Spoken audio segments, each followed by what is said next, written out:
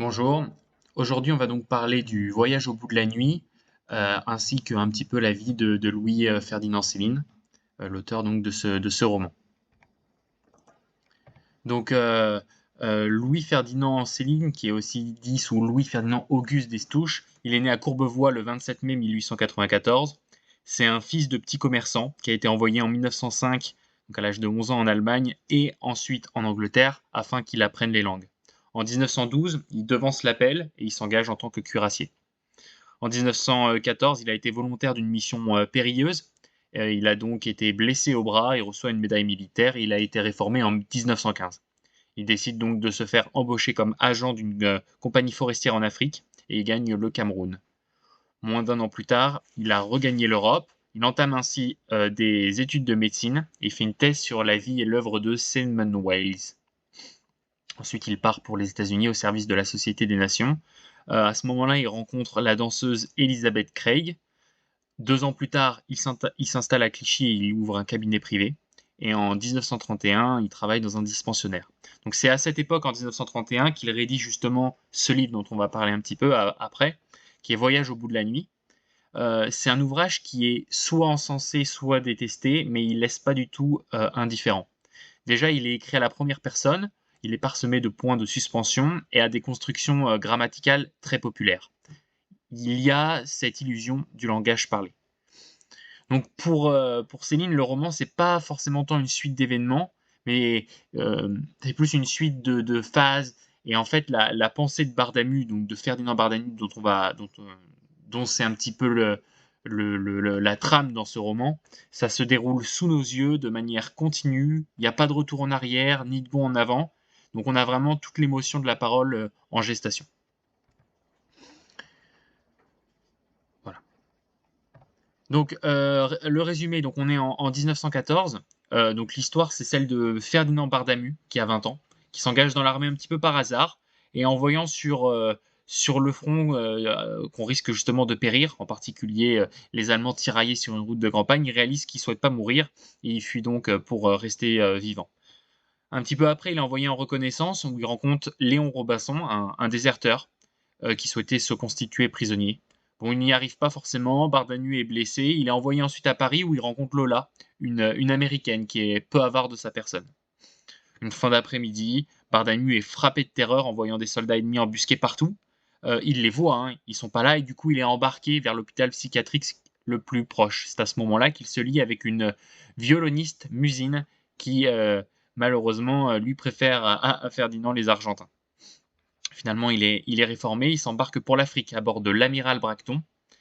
Et les fonctionnaires et les autres militaires qui ne sont pas payants, non payants, à force d'ennui, en fait, ils concèdent de plus en plus de noirs soupçons vis-à-vis de ce payant, entre guillemets, à bord. Donc ils se demandent, à part pour faire quelque chose d'horrible en Europe, pourquoi ils souhaitent tant la quitter. Donc Ferdinand, il n'est absolument pas à cheval sur l'amour-propre, et il invoque l'esprit patriotique et la grandeur de la France. Donc il débarque précipitamment à Bombola-Forgono. Il est embauché par une compagnie coloniale qui l'envoie via Topo. Donc il y rencontre le lieutenant Grappa, qui lui donne sa justice à coups de trick, mais également du sergent Alcide et un certain nombre de miliciens nudistes. Il cherche un comptoir avancé et en fait, d'installation en installation, il n'y a qu'une seule case délabrée et c'est celle de son prédécesseur. Et en fait, Bardamu donc reconnaîtra Robinson après qu'il lui ait tout volé. Donc Ferdinand, il est atteint de malaria. Il est rongé par les fièvres et il est vendu par les indigènes à une galère espagnole.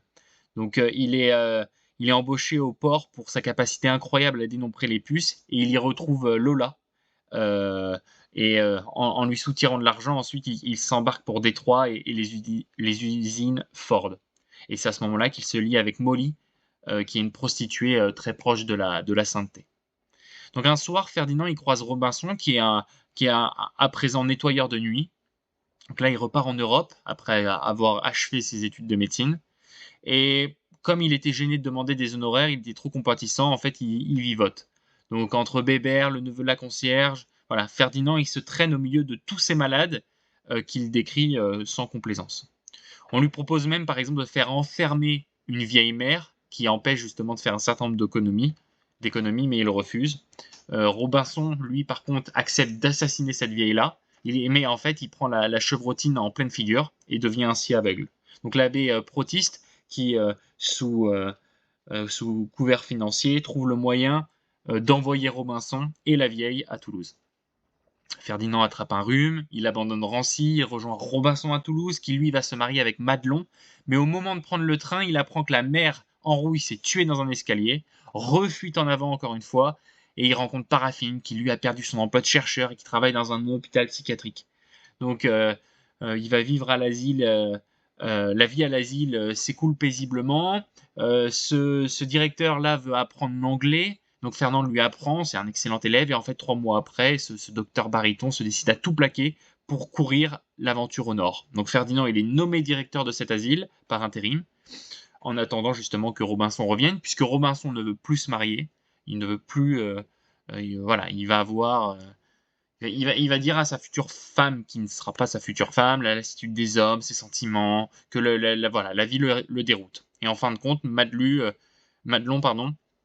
le tue de 3 balles de revolver. Donc la police emporte le corps, et en fin de compte, Ferdinand finit dans un bistrot, près d'une écluse. Un remorqueur passe, emportant les péniches, le fleuve, la ville entière et tous les personnages du voyage. Donc un petit peu, voilà, quelques pistes d'analyse. Donc le quotidien, en fait, selon Céline, c'est vraiment un monde qui est mis en scène, mais c'est pas la société française qui est établie des années 30. En fait, Robinson et Bardamu, ils vivent vraiment en marge du monde, et ce monde-là a été reflété dans plein d'œuvres littéraires. Mais là, c'est une enfilade d'événements dont le seul lien est Bardamu. Donc, il n'y a pas vers une direction qui est déterminée, il n'y a pas un destin, mais en fait, tout survient comme la vie s'écoule. Donc, c'est un roman qui évolue à l'intérieur d'un présent continuel. Justement, il y a aussi un rejet d'un espace donné, puisque l'espace où évoluent les personnages est continuellement remis en cause. Pas forcément par une condamnation de l'immobilité, mais parce que se fixer dans un espace, c'est donner aux autres la possibilité de vous connaître, et donc, selon Céline, de nous nuire. Donc, c'est là qu'il y a la fuite en avant, d'où le voyage du titre, et le tragique résulte de cela. Il faut bien être quelque part, et dans ce quelque part, il y a des sources d'ennui.